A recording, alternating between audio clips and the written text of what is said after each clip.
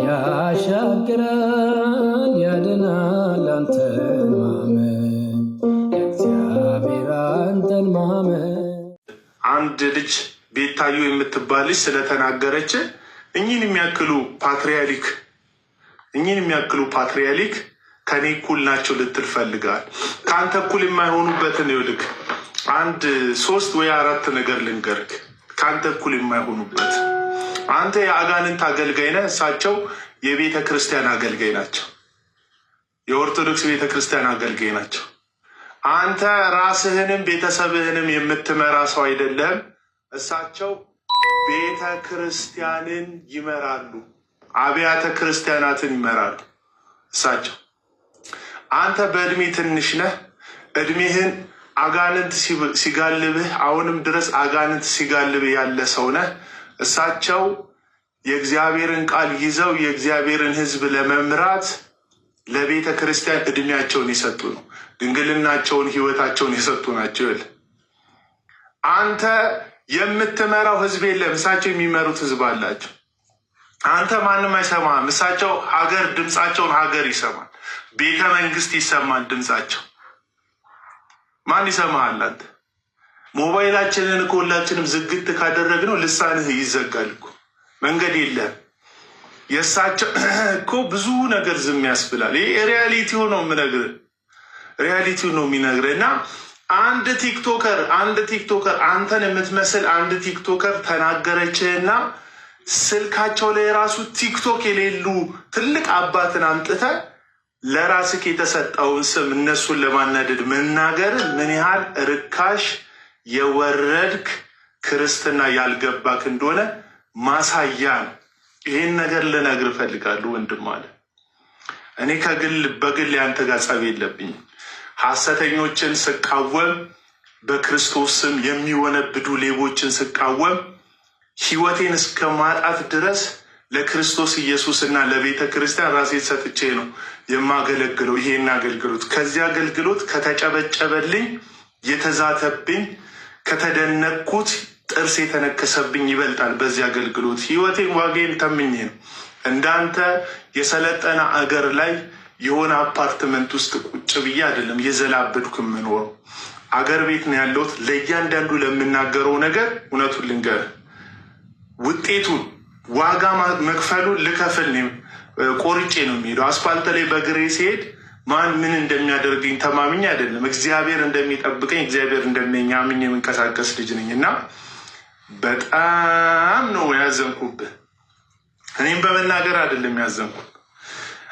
ከታች ሆኖ የሚያደንቁ ሃይማኖታቸውን የሸጡ የሰው ሃይማኖት ሲሰደብ በልባቸው ጮቤ የሚረግጡ ሰዎች አይወዱክም። እውነቴን ነው የምነግርህ።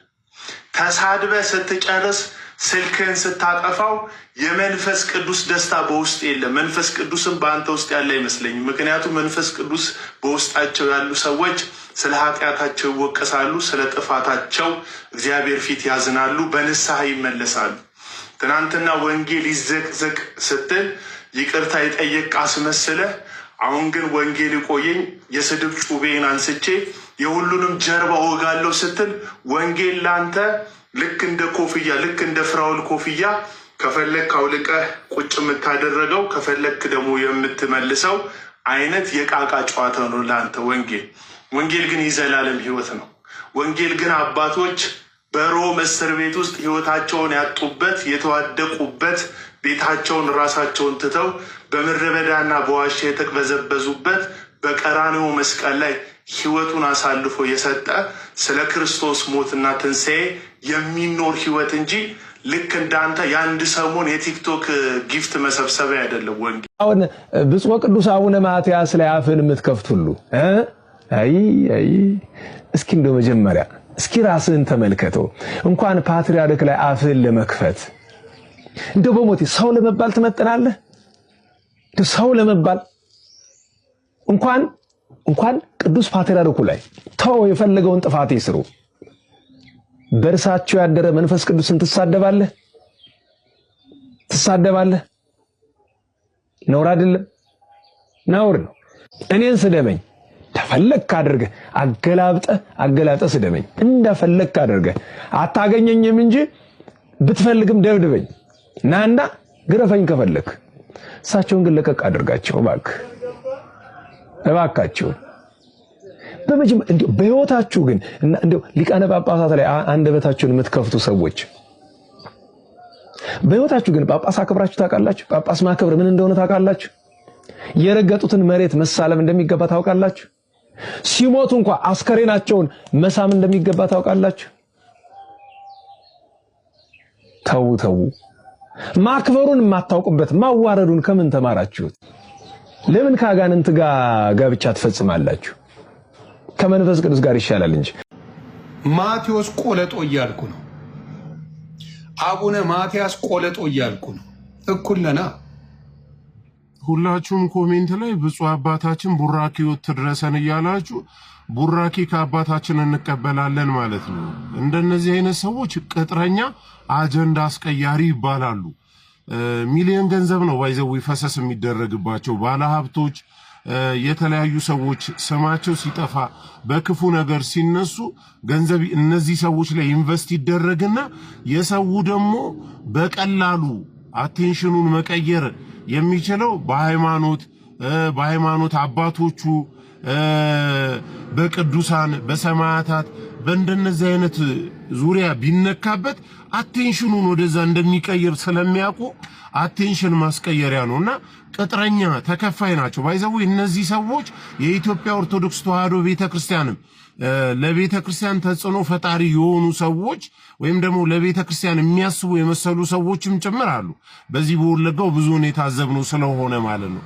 ስለዚህ ለእንደነዚህ አይነት ሰዎች ቦታ አንስት። አሁን የአርሲው ኦርቶዶክሳውያን ግድያ ጉዳይ እንደው በጣም እርግጠኛ ነኝ 4 ሰዎች 5 ሰዎች ናቸው አሁን ወጥረው ይዘው እየተከራከሩ ይህንን ጉዳይ ይዘውት ያሉት እንጂ ብዙዎቻችን ከውስጣችን ጭምር አውጥተናል ማለት የሚቻልበት ደረጃ ላይ ደርሰናልና ለነዚህ አይነት ሰዎች ትኩረት አትስጡ።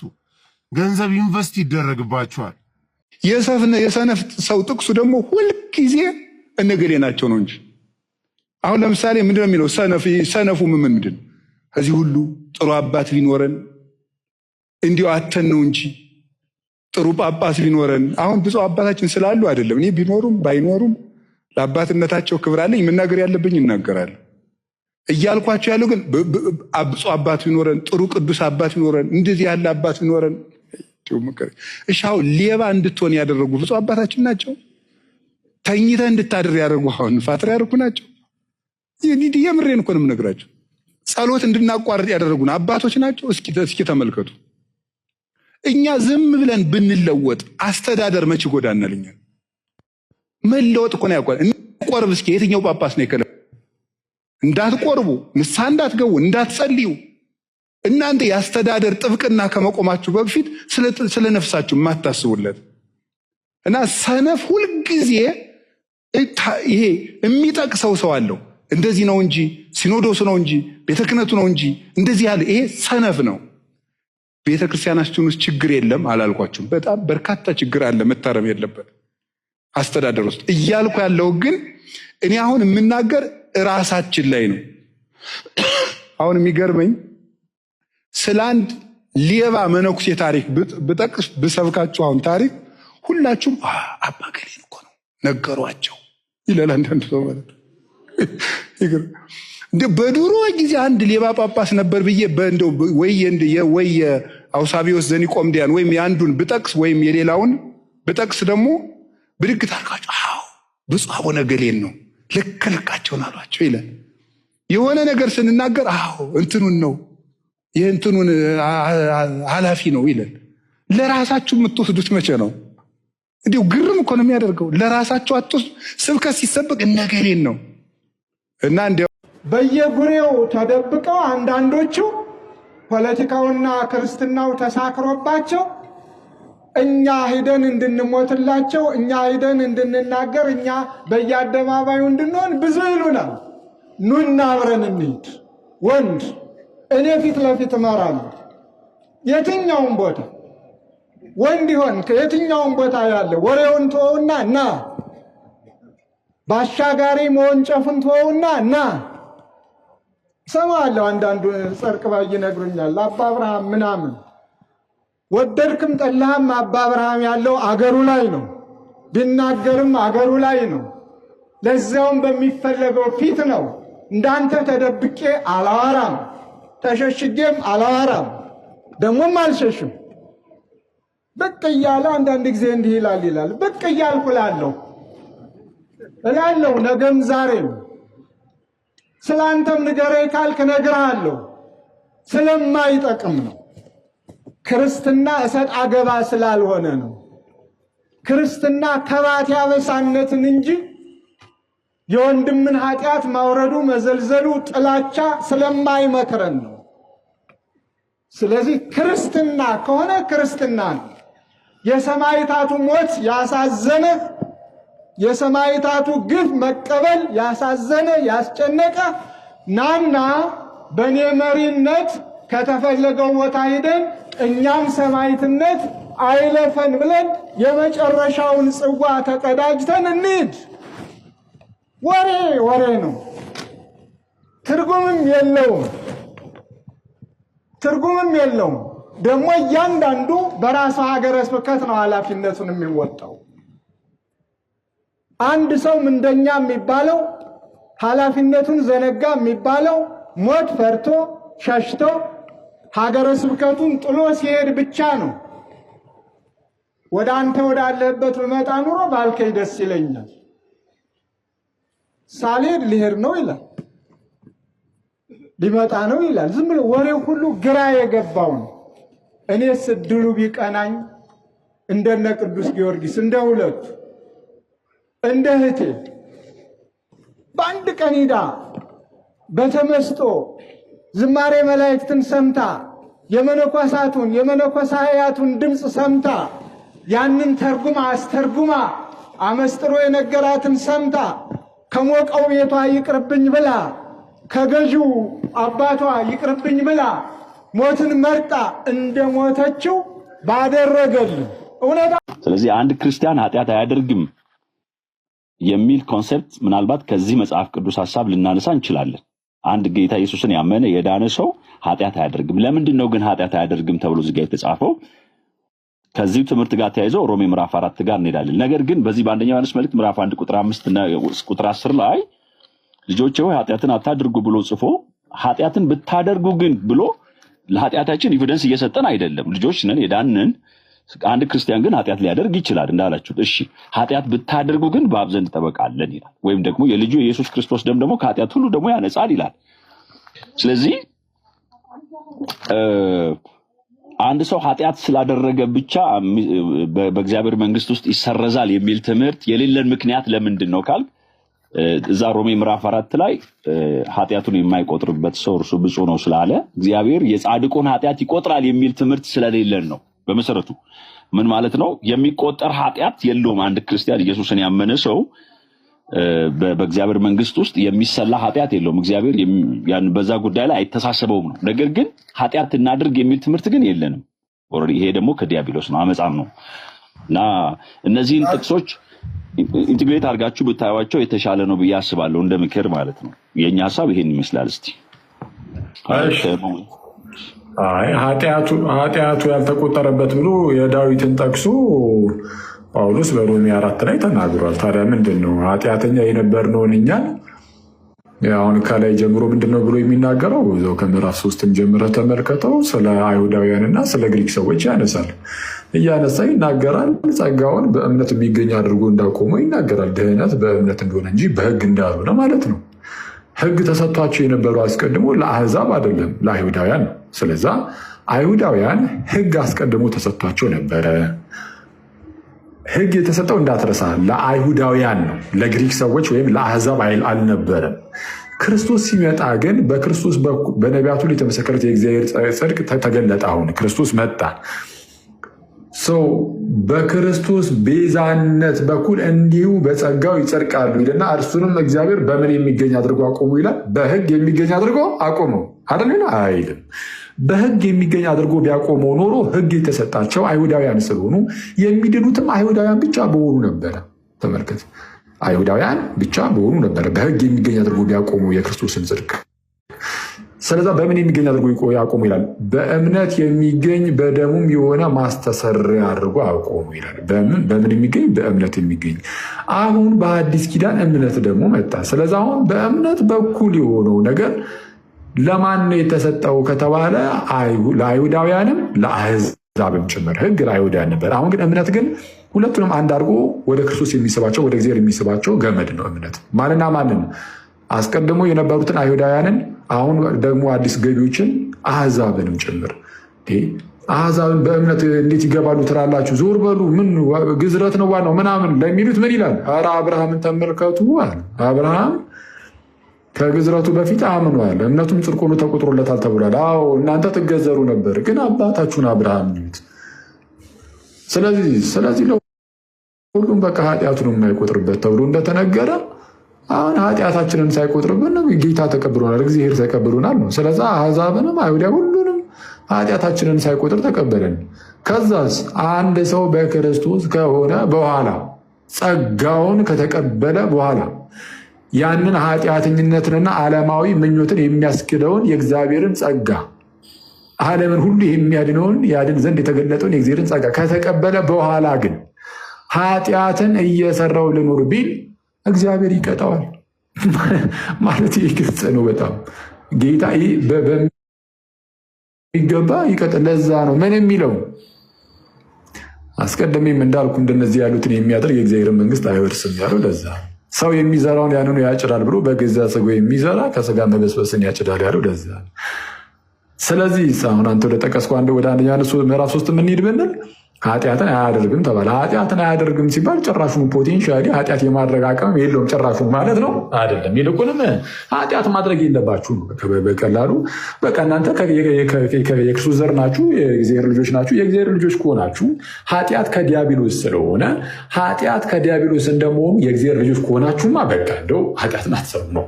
ኃጢአትማ ከዲያብሎስ እኮ ነው አይነት ምክር ነው እንጂ ጭራሹን አታደርጉም አይደለም። ስለዛ ክርስቲያኖች ኃጢአትን ሊያደርጉ ይችላሉ። እሱን ለማወቅ አንድ ምዕራፍ መለስ ብለህ ማየት ነው። እዛው ላይ አንተም ጠቅሰዋል።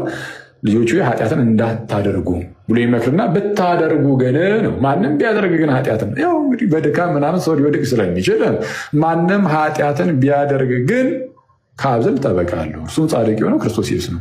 እንዴት ነው እንደዛ የሚሆነው ከተባለ ንስሐ ሲገባ ያ ሰውዬ ንስሐ እዚህ ጋር ስለ ንስሐ ተወርቷል። አዎ ከላይ ከፍ ብለህ ስታይ በኃጢአታችን ብንናዘዝ ግን ከኃጢአታችን ሊያነጻን ከዓመፃችን ሙሉ ሊያዘርገን የታመነ ጻድቅ ነው ብሎ አስቀምጦት ነው። ከዛ ነው ወደዚህ የመጣው ኃጢአትን አታድርጉ ወደሚለው የመጣው። ብታደርጉ ግን ከአብ ዘንድ እንጠበቃለን፣ እርሱም የኃጢአታችን ማስተሰሪያ ነው። ለኃጢአታችን ብቻ አይደለም ለዓለም ሁሉ ኃጢአት እንጂ ብሎ የተናገረው አስቀድሞ ስለ ንስሐ ተናግሮ ነው። ስለዛ ክርስቲያኖች ኃጢአትን ሰርተው ንስሐ ባይገቡ ኃጢአቱ ድብን አድርጎ ይቆጠርባቸዋል እና ይቀጣሉ። ይህ ማለት ግልጽ ነው። ለዛ ነው ጳውሎስ በተደጋጋሚ አሁን ቅድም እንዳሳየው አይነት ነገሮችን በየመልእክታቱ ሲናገር የምናየው።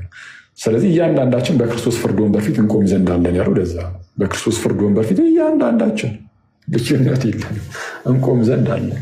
ስለዛ ምንድን ነው አይደለም ኃጢአትን ሰርተን እንደውም ነገሩን በጣም ነገርየውን አውርደ ነው ሰው ኃጢአት ቢሰራ ድህነቱን ሊያጣ ይችላል ወደሚል መጣን እንጂ ማለት ነው። የመጽሐፍ ቅዱስ እውነታ ንገረን ካላችሁ ኃጢአትን መስራት አይደለም ጭራሽ እንደውም ፍሬን ካላፈራህ ራሱ ልትቆረጥ ትችላለን የሚለው መጽሐፍ።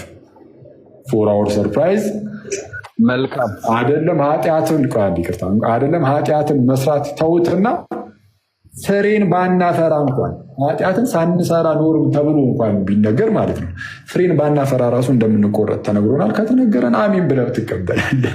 ጌታ ኢየሱስ ይህን የተናገረው በዮሐንስ ወንጌል ምዕራፍ 15 ላይ እውነተኛ የወይን ግንድ እኔ ነኝ ብሎ ጀመረ። ምዕራፍ 15 ቁጥር 1 እውነተኛ የወይን ግንድ እኔ ነኝ፣ ገበሬውም አባቴ ነው።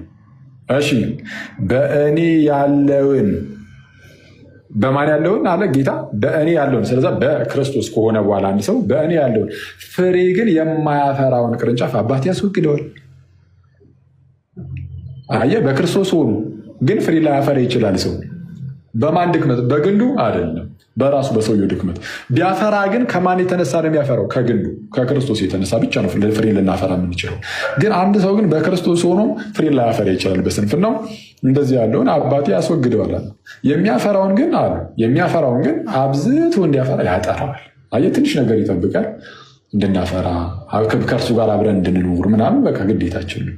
የአማራጭ አይደለም ነው። እንደዛ ነው ወዳጅ።